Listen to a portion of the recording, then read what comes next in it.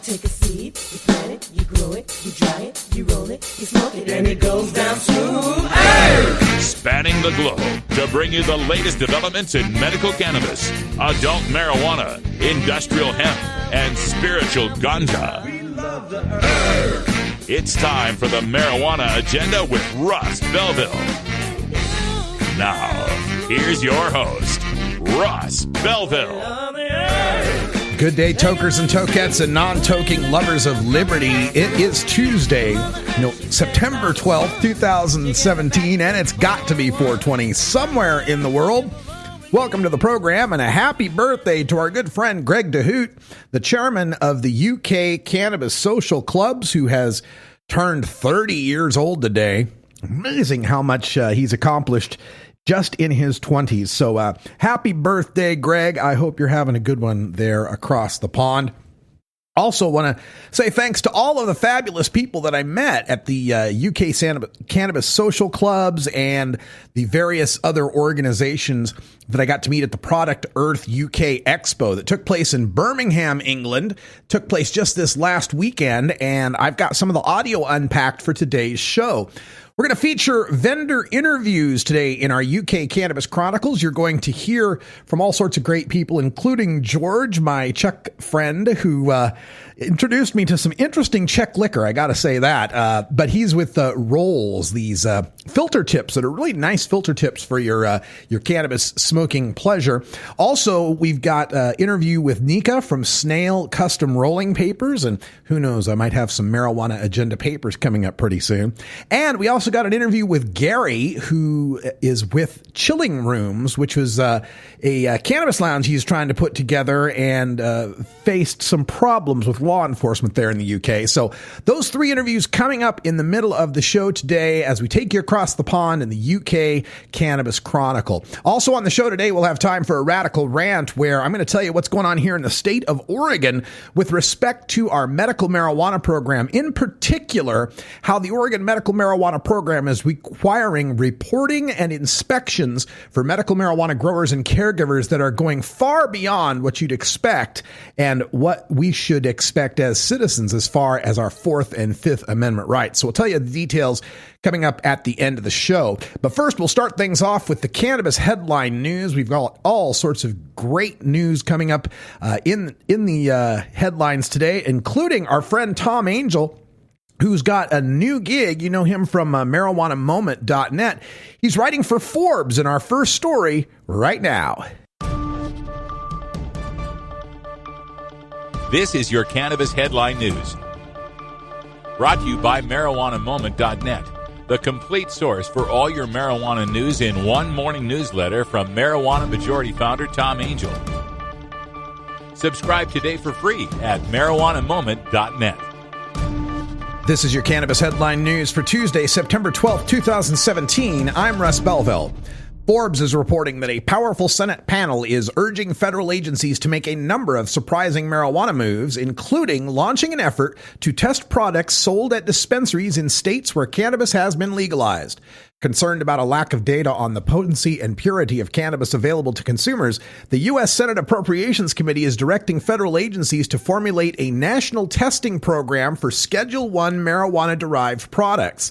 The senators, in a report issued on Thursday, are instructing scientists at the National Institutes on Drug Abuse to work with the Drug Enforcement Administration to study marijuana samples in an effort to, quote, provide robust, reliable data that can inform policy, end quote. Until 2014, the National Institute on Drug Abuse funded a program for testing samples of illicit marijuana seized by law enforcement, but has never before officially analyzed cannabis products that are legally available to consumers under a growing number of state laws. Nothing in Nevada law prevents a business from establishing a lounge or hosting a special event where legal recreational marijuana is used, according to a new opinion released by the Legislative Counsel Bureau, reported by the Nevada Independent. The legal opinion, requested by Democratic Senator Tick Segerblum and dated on Sunday, offers more clarity after lawmakers failed to pass a bill last session that would have explicitly allowed marijuana lounges. A ballot measure passed in 2016 that legalized recreational marijuana in Nevada bars public consumption of marijuana, but doesn't speak to the legality of venues that control access and bar people under the age of 21 from entering. The opinion says that cities and counties may adopt and enforce an ordinance that would require businesses to obtain a business license or permit and obey applicable regulations. Officials with the Nevada Dispensary Association said they were pleased that local governments now have clarity on the consumption lounge issue. The leader of the DCMJ marijuana activist group that was arrested for participating in a smoke-in on federal property walked free from a D.C. court today after Judge Shanna Frost Mattini dropped all charges, according to the story in DCist. Adam Eidinger was one of 4 arrested at the smoke-in on April 24th, which was a planned act of civil disobedience to protest the continued criminalization of marijuana. This is the second time in a month that Eidinger has had charges dropped over weed advocacy on Capitol grounds in April. On April 20th, Capitol Police arrested Eidinger and 7 other people and confiscated 1,000 joints that were part of a pot giveaway for Hill staffers on April 20th. While all 8 of the people arrested spent the night in jail, Eidinger was one of the 2 to face possession charges after the charging document stated that he possessed 2.06 ounces of marijuana, 0.06 over the legal limit. However, he maintained that the weight included the joint's paper and filter tips. Prosecutors dropped those charges in mid-August. The LA Times reports that Governor Jerry Brown on Monday signed a bill that prohibits smoking or consuming cannabis while driving or riding in a vehicle in California. The new law makes a violation punishable with a $70 fine. It is already illegal to drive while intoxicated with marijuana and to have an open bag of cannabis in a motor vehicle. The new law bans actually smoking marijuana or consuming cannabis edibles while driving or riding in a vehicle. It is similar to open container laws that prohibit drinking while driving.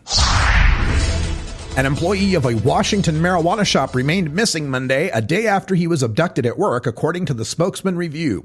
Cameron Smith, age 46, was working at the Lucid marijuana store in Cheney at about 12:45 p.m. when he was kidnapped at gunpoint after the store refused to sell product to 2 people.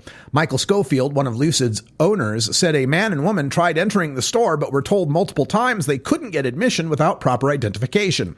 Employees said the man then exited the truck and walked around to the side of the shopping plaza away from the front door of Lucid, where Smith was sitting in his 2008 Acura SUV while on lunch break. Schofield said he assumed the man chose Smith randomly for the kidnapping as an avenue to relieve his frustration. This has been your Cannabis Headline News for Tuesday, September 12th, 2017. I'm Russ Belville.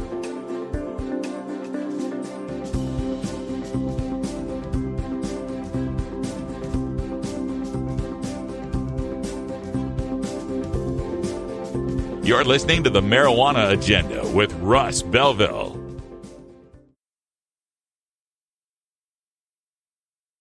Hi, I'm Russ Belville from the Marijuana Agenda. If you appreciate my full-time dedication to reporting and analyzing the news about cannabis, consider becoming a patron of the show. For just $4.20 per month, you'll help keep my live stream and podcast free while earning yourself your own private ad-free podcast link for the show, as well as links to the supporting articles and data. For a $9.99 VIP subscription, you'll get all that, plus my exclusive research, data tables, and graphics. Just log on to mjaddenda.com and click the Become a Patron button today. You're not high. You're listening to the Marijuana Agenda with Russ Belville. I reject the idea that we're going to be better placed if we have more marijuana. Okay, maybe you're a little high. At Herbie's Cannabis Seeds, we pride ourselves on bringing you the best quality seeds from the world's most respected cannabis seed producers, all at the lowest online prices. You can find Herbie's Seeds at herbiesheadshop.com. All cannabis seeds are sold as souvenirs and as a means of preserving cannabis genetics. Herbie's Seeds in no way intends to condone, promote, or incite the use of illegal or controlled substances. We strongly urge all prospective customers to check their national laws prior to placing an order. Herbie's Seeds at herbiesheadshop.com. Proud sponsors of the Marijuana Agenda with Russ Belville.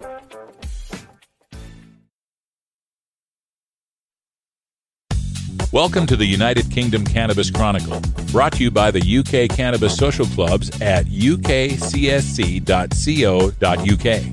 your source for relaxation and reform. Today, we catch you up on the latest news and speak with an expert from the United Kingdom on the latest developments in ending adult cannabis prohibition. This is your UK Cannabis Chronicle.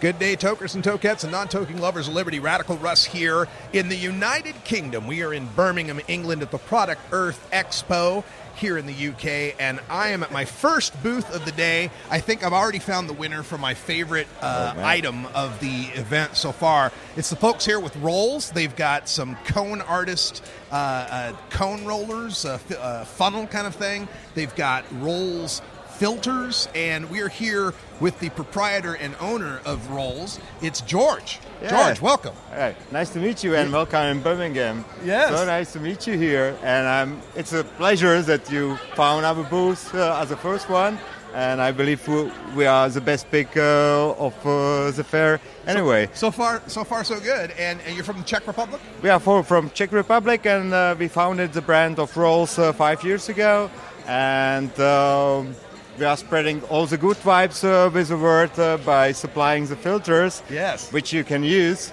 for your hair mixtures or your weed. And the filter makes a really nice.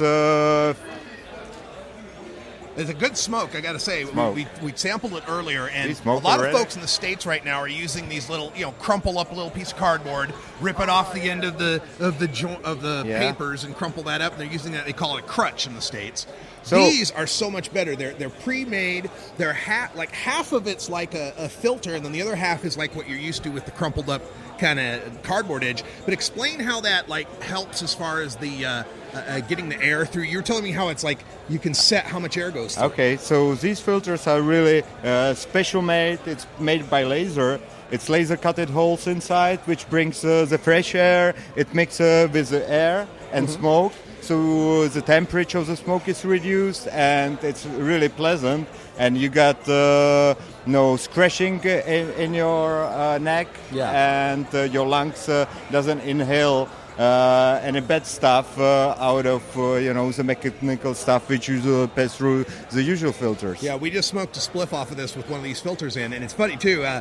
These filters, what's the millimeter on that? That's what size is those? So the size. Do you use inches or centimeters? Oh, you go millimeters, centimeters. That's fine. Okay, it's 35 millimeter long. So we did, and diameter. Just what is bigger is better. That's what we were talking about. Is that he's got the smaller size for the European joints, and which is very popular. But he's got this in the Jamaican looking packaging. And by the way, the packaging is amazing that you've got going here. It's very beautiful packaging. I love the sailor look on the romantic sailor kind of art going on. You said there's 4 different types? Yeah, we've got 4 different types. There are the element designs. So the basic elements, once you need to roll a joint, you need some basics. And that's a paper, good weed, and really nice filter. So they got these filter, earth, wind, fire, and water, right? Yeah. It's a fire, water, air, and the earth element. Right. And the other thing that's significant about having these kind of filters here in Europe is you guys use tobacco more in your rolls. We pretty much roll pure cannabis, but you guys roll with tobacco. Okay, but if you just think about your usual filter, it's kind of chimney. Yeah. So it's a hole, and all is passing through all the good stuff and the bad stuff. Yeah. But imagine just taking out the filter out of cigarettes. Because you really got kicked by 1,000% more, and all the limits for the light cigarettes are really deleted once you use it without the filter, because it's the thing which reduces the risk. Yeah, so the filter is really made for reducing the health risk, so you cough more, cough less. The smoke is cooler. It's very smooth in the mouth, so the taste is not affected. And we've developed this stuff just to share good vibes with the people. It's wonderful. It's a great product. Rolls is the name, ROLLS. And can folks find you guys online? Is there a website they can go to? It's roll69.com. And that's the international site where you can get all the connection all around the world. Fantastic. And George, I got to tell you, I've been doing this for a dozen years. You're the first booth that's ever offered me a drink.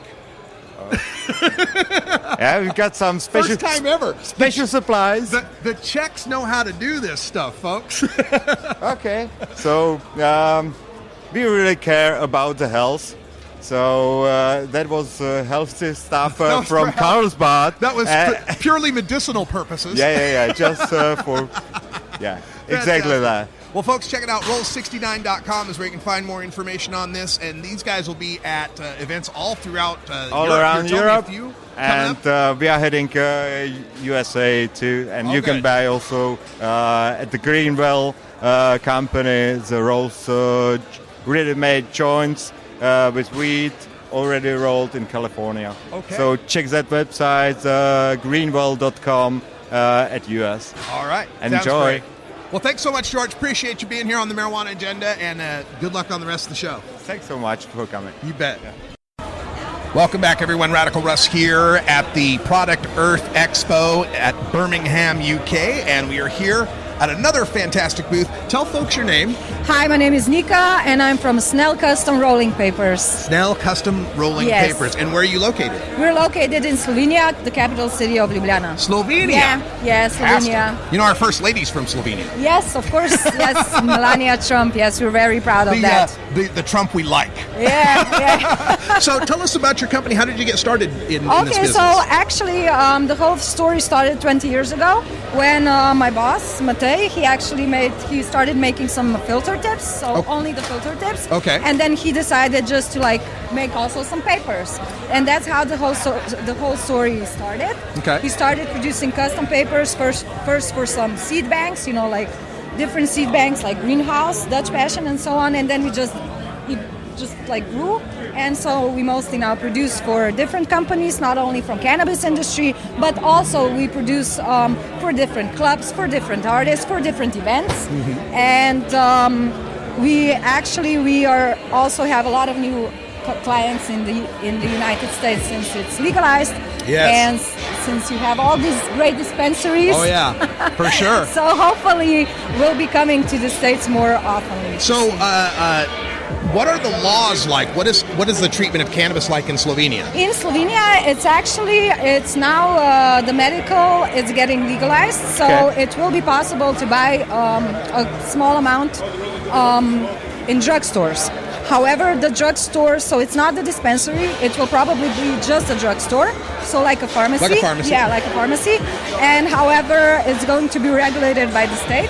So probably the pharmacies are just going to buy the stuff from the specific people that already... So they're not licensing growers, it'll just be kind of... They are going to be licensed growers, but I think it's probably everything's already arranged and people already are, So it's like this. But also we have like the THC tablets. I don't know, it's like... Yeah, we have similar. Yeah, but it's synthetic. Yeah, that's synthetic THC. Yeah, Marinol. Yeah, exactly. And they can also write a recipe, but we don't have it in Slovenia, so people need to go to Austria to get it. Yeah. Right. Yeah. So that's no fun. It's a nice trip. This is what's going on. But the laws are, I think, in the last couple of years they really loosen up, and people are just acknowledging the fact that THC and CBD and cannabis in general is really helpful for people, And we also have a lot of hash oil because there's a lot of people that have cancer, and so they take it and they try to help themselves, But it's really bad because it's legalized, so people end up sick people end up in court and going to jail and stuff like that. So it's really, I know these were the cases in the States, also a couple of years ago. So hopefully it will change. So there's not been any difficulty or problem from the authorities as far as doing your business? No, as far as the rolling paper business, no, because rolling papers, you can use them either for smoking cannabis or you can use them for tobacco, because we also have smaller sizes. This music. And I know, we're rocking. Yeah, this is a party. Here we go. Yeah, so snail.si. No, it's actually snailpapers.si. So that's wrong. That's wrong? Oh, yeah. That's what I get for reading. So Snail Papers? Snailpapers.com, and people like end users can go online and make their own rolling papers starting at 6 pieces of booklets. So this is the first website that offers this in the whole world. So a small batch purchase. Yeah, you can just go online, and this is our specialty. Okay. So you can go online, design the papers online with all the tools that are online, and just order, pay, and you receive after a week. You receive like a minimum of 6 pieces. Oh. Yeah, it's really cool, and Well, it's really the pricing is really perfect. And people can design their own Everything, logos everything, yeah. with their computer, whatever with format. their computer. It's accessible to everyone. You don't have to be like a computer IT guy to do it. The program is really fun, so yeah, it's accessible to everyone, and it's really interesting, and it's really cool because you can have it as a present. Yes. It's a unique present. Yes. So yeah. Well, and for me, I could for branding. Yeah, for branding definitely, but we prefer to speak to people like through the email. So if anyone has an inquiry about bigger purchases, they can just email us. We have an email address on the website. Okay. But for end users, like for people that really want small quantities, the website is perfect. And Wow. for you will be probably getting some presents. Oh, I would like that very much. Yes. All we right. will do something special. Yeah. This is working out very well. Yeah, All right. it is, yeah. Well, thank you for talking to us. Thank you very much. And good luck on the rest of the show. Yes, thank you. And I would like to give a shout out to everybody listening. Yes. And also to all the people in Slovenia. Go And Slovenia! Everybody who knows me. Yeah. Yay! Thank you. Welcome back, everyone, to the Product Earth UK Expo. I'm Radical Russ here in Birmingham, England, and we're sitting here with Gary, who is a fine gentleman who's been trying to help people with their access to cannabis here in the UK and paid the price for it. So, Gary, welcome to the show. Pleased to meet you. Tell folks your name and the cafes that you were involved with and your story. My name's Gary Youds. I'm from Liverpool, and my cafe was called Chilling Room. I've been trying to end the drug wars for the last 20 years. I've been behind the scenes, and I've just got out of jail. How long were you serving? I was served for 9 months imprisonment in Walton Jail. Wow. And that was your second time? That was my third time, actually. Third? Yeah, I went to jail for the same thing in 2006. So you've been trying to run cannabis cafes, basically? Yeah, in the UK, underground, yeah. I met a gentleman called Noel and done a cannabis course in Amsterdam in 2002. And I went the course, and he showed me how to open a coffee shop, and through Colin Davis in the Stockport.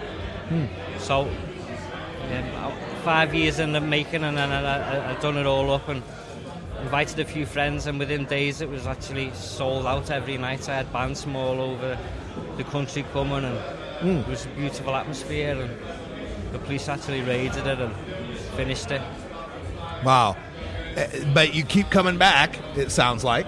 I'm still on license, so I can't do nothing because I'll be back in Walton, so I'm scared to actually even have a joint in my pocket. Sure. But I still go my probation every week. Still trying to end the drug war, though. Why are... It seems so frustrating that you're just opening up a place for people to consume cannabis. I imagine you get a lot of people with disabilities and sicknesses. I used to have people coming in horizontal wheelchairs, and they were just so happy, and it was just a place you can't describe. But I say 20 or 30,000 people went through the doors, and there was never even a cigarette put out on the floor. It was a beautiful atmosphere, which I done all the cafe up and all the design and all the building work, and just created something. It's indescribable how nice the atmosphere was. But thousands of people experienced it, and hopefully in the future we can come and open it again. Was there complaints from the community about this, or did the police just take it upon themselves to come raid you? Chilling Rooms has never had one complaint about it ever in the years it's been open and operating. Not one complaint. Not one complaint. Never, not one. Wow. Never. Just selective prosecution, cops looking for someone to bust. I know it cost £400,000 for me investigation and the imprisonment, and it's a lot of money, isn't it? And the country says it's got no money. Yeah. You'd think they'd solved all the other crimes by now. I had 20 people employed there, and all of them were earning £10 an hour. Wow. So I was paying good wages, and everything was given back every day. It was a collective. people who were coming in was getting learned how to grow their own, so everyone could grow 2 or 3 plants, hopefully, so no one has to work for the habit no more. Yeah. Do you think this is going to change anytime soon? I'd love it too. I know my cafe's ready to go. I have to buy a few candles and open the doors, but I'm scared to even go there now, and my community's scared to go there. As I say, last time there was 9 police searches, which is 63 officers come and raided it, which was really scary. Yeah. Yeah. A lot of time and money wasted to do this. If your bike gets pinched in Liverpool, the police aren't interested. If your house gets burgled, they don't even send an officer around. But put a few plants in, and there's 2 or 3 buses outside your house the next day. Yeah. Full of 5 or 6 of them. There might be 20 or 30 all over your house for a few plants, which is, come on. Insanity. It's insanity. Well, thank you for telling us your story, Gary, and I hope that you're able to stay out of the clink. Yeah. And help some more people in the future. Yeah. Look out for me. Hopefully, I'm going to put a chilling room in every town and city and right throughout the country. Yes. So people can learn off my example, all the hard work and dedication what me and my friends have put in over the years. Do you have any contact information you'd like to give people if they want to help out? You can find me online, Gary Yards. Okay. Yeah. Sounds good. I'm on Instagram. Okay. Well, good luck with the chilling rooms. We appreciate what you're doing. Thanks very much for speaking to me. Nice to meet you. Bye-bye. This episode was produced as part of the Marijuana Agenda with Russ Belville, the daily news and interview podcast covering the world of medical cannabis, adult marijuana, industrial hemp, and spiritual ganja. MJAgenda.com.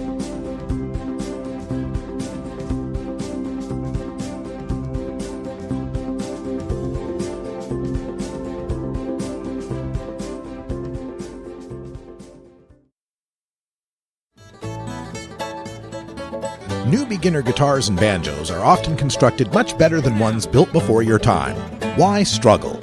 Get a new instrument or fix the old one. The trusted professionals at the Fingerboard Extension will evaluate your instrument for free. Repairs are priced for people who work for a living.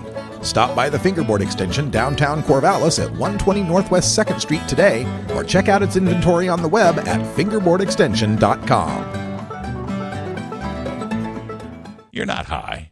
You're listening to the Marijuana Agenda with Russ Belville. And one of the parts of the American dream is we're going to come down very, very hard on this massive drug problem. Okay, maybe you're a little high. Hey everybody, it's Russ Belville from the Marijuana Agenda, inviting you to be like me and get your ink done at Lucky Horseshoe Tattoo, Fort Worth's most female-friendly, clean, sterile, awesome tattoo shop. Thomas and his crew are true artists who can design you a custom piece or use a design you bring in. Lucky Horseshoe also offers all styles of tattooing as well as piercings and all-around fun. In the DFW area, stop by Lucky Horseshoe Tattoo and tell them Radical Russ sent you. Trust me, it'll feel awesome. Total war against public enemy number one. 10 federal criminal penalties for 1 ounce of marijuana. Marijuana is probably the most dangerous drug. Legalization is just another word for surrender. I experimented with marijuana and didn't inhale. This is not medicine. This is a Cheech and Chong show. Encourage people to use less drugs. I am ill. That was the point. I think it would be a mistake to legalize. Negative reports coming out of Colorado. People don't smoke marijuana.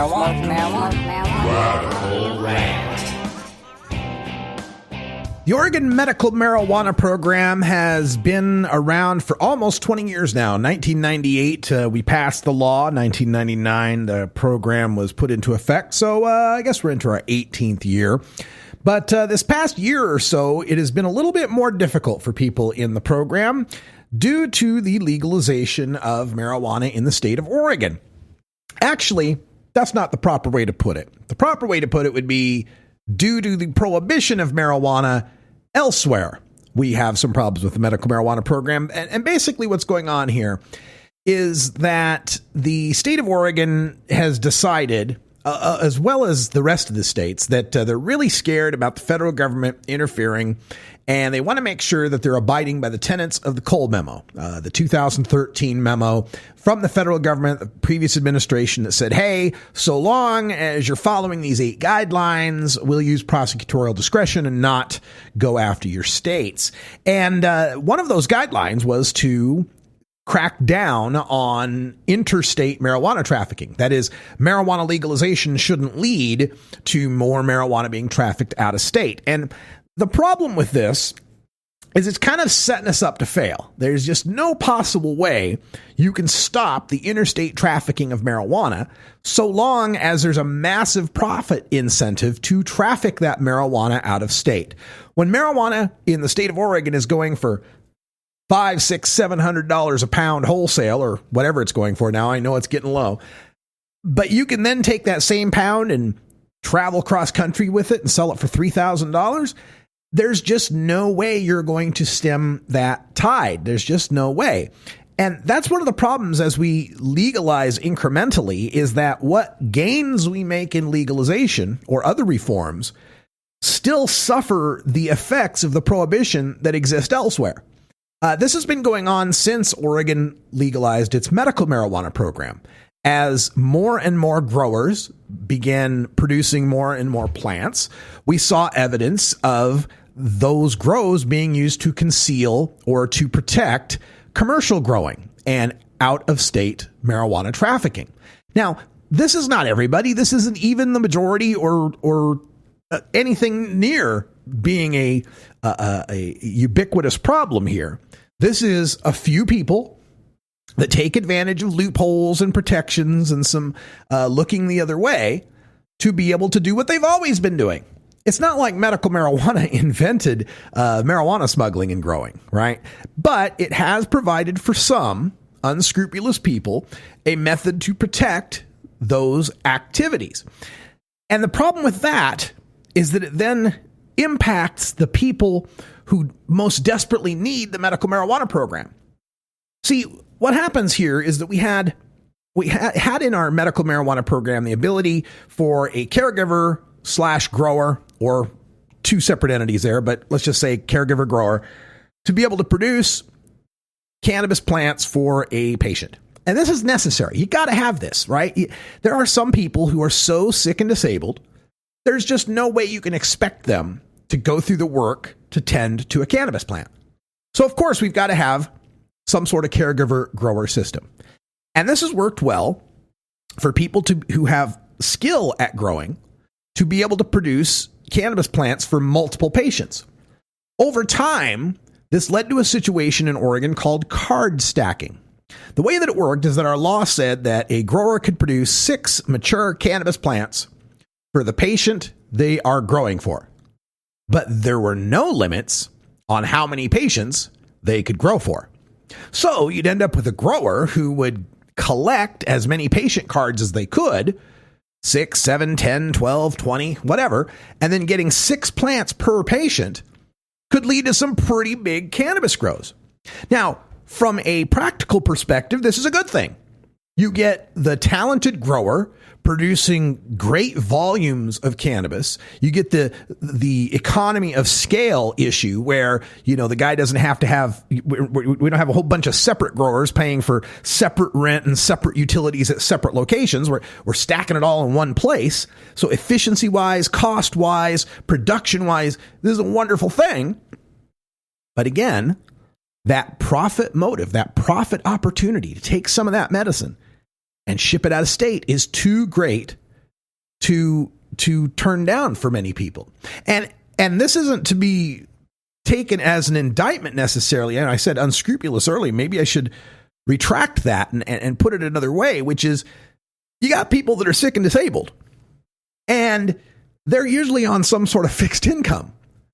And so you give them this product that can be sold for hundreds of dollars per ounce, and you say, whatever you do, don't sell that stuff. Yeah, we know you're poor. We know you're on a fixed income. We know you can't make bills. We know sometimes it's a choice between rent and food, but don't take any of that extra marijuana and sell it somewhere and make some money on that. I mean, we're kind of, again, setting these people up. It's almost an entrapment, if you will. Same goes for the growers. We got these growers who in our original program were set up to do this altruistically. And so you're expecting these guys to care for 4, 5, 6, 10, 12 patients and all the time and effort that takes and all the materials and so forth. And then expect them to do that for free? Expect them not to recoup their investment at all? So what has happened is this has kind of evolved into this kind of shadow system of patients who are getting free medicine and are taking care of their needs, but also supplementing their income a little. And a system of growers who are altruistic and caring for these patients and producing medicine for them and making sure they can get it for free, but also supplementing their income. And this evolved through the 1990s and the 2000s. And as we got into the 2010s, we started to see dispensaries appearing. And the legislature finally got around to legalizing that. And within that system, we ended up having our growers who were producing for all these patients then able to sell back into that dispensary system. The idea there being, hey, we know you're out there growing. We know you got a bunch of excess. How about instead of selling it out of state, you sell some of it in state? The profit won't be as great, but you're not breaking federal law. So this kind of worked out for a little while, this kind of balancing act we had. And then legalization came along. Well, once legalization came along, that created a whole new set of growers, commercial growers who now had to go and get licenses and permits and inspections and follow regulations and spend all this money on security systems and testing and all sorts of stuff that those medical growers who were stacking cards, they didn't have to pay for all that. So these new commercial growers felt a little bit like, wait a minute, we've got this unfair competition we have to deal with. Why should we go and pay all this money and go through all this effort when we've got all these medical growers over here who can compete with us, stack a whole bunch of cards, have some pretty big size grows? And that's where we're starting to see this change coming.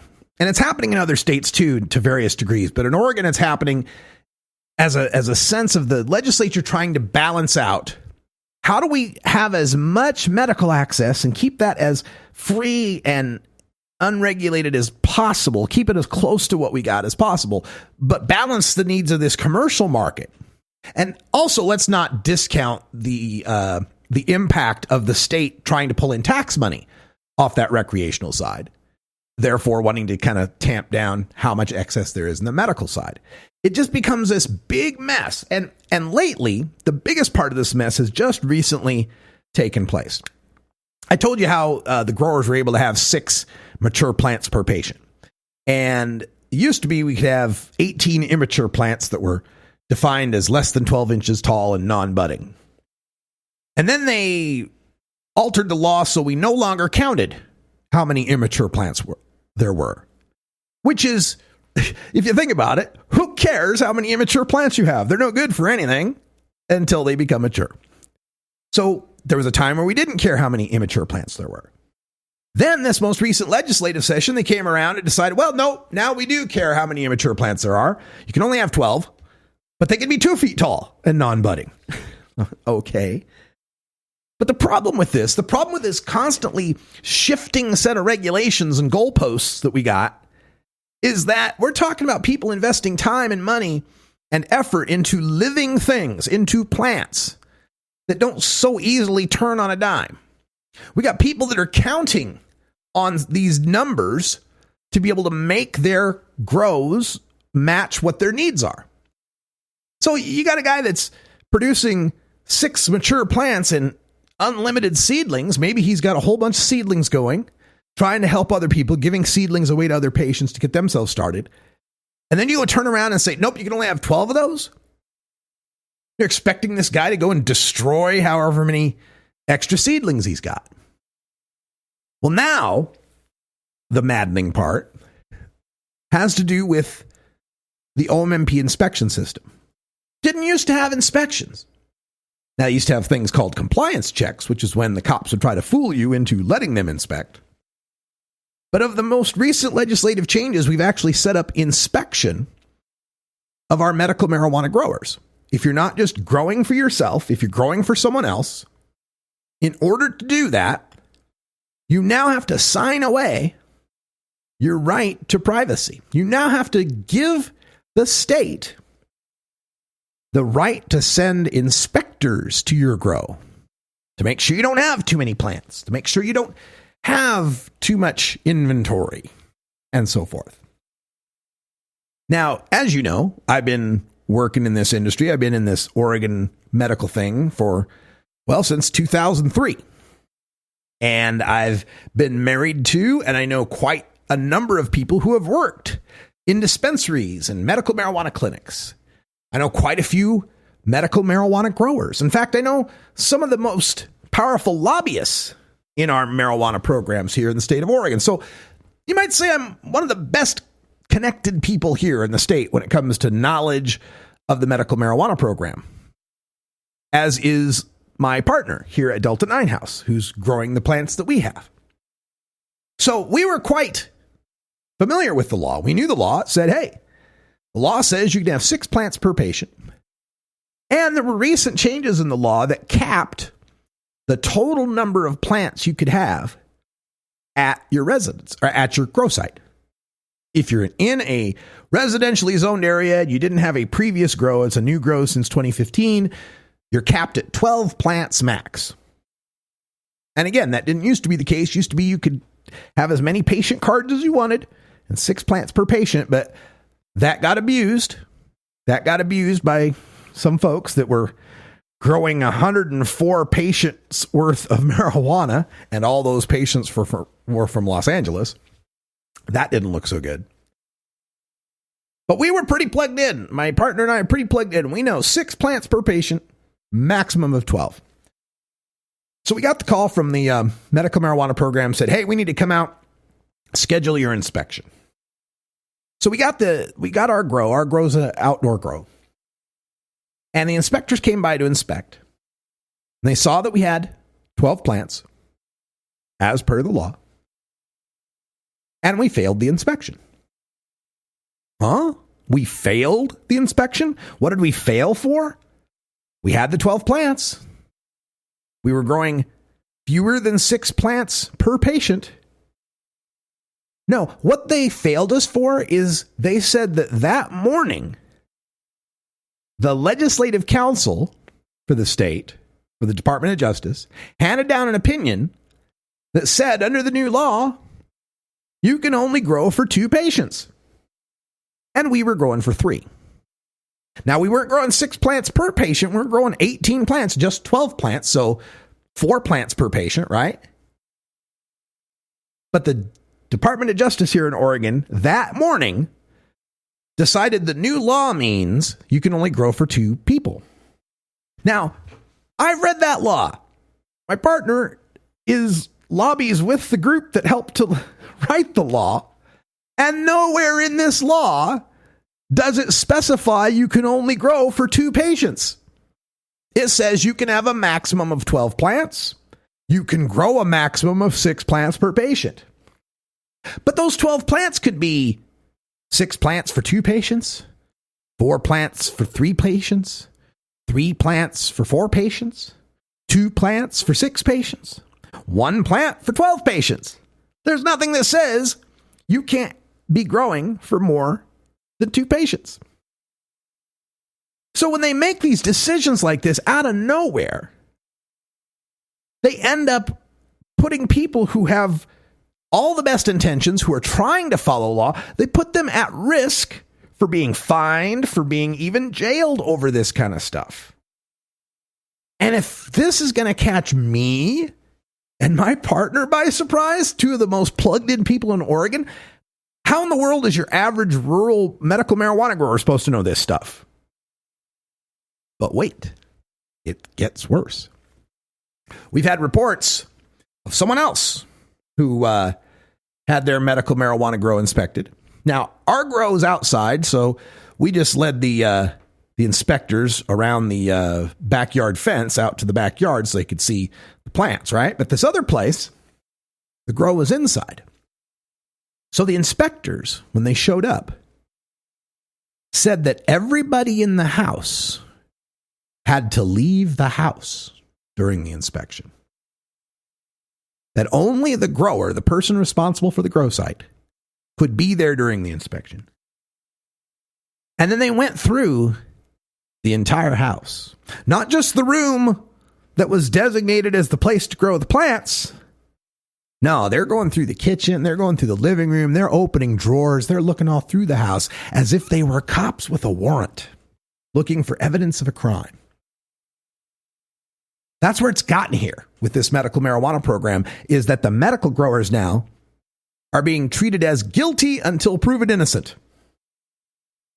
This inspection system and the reporting system that goes with it is based on the idea that the medical marijuana growers out there are cheating, they're supplying the black market, they're shipping out of state, and they've got to prove to us they're not.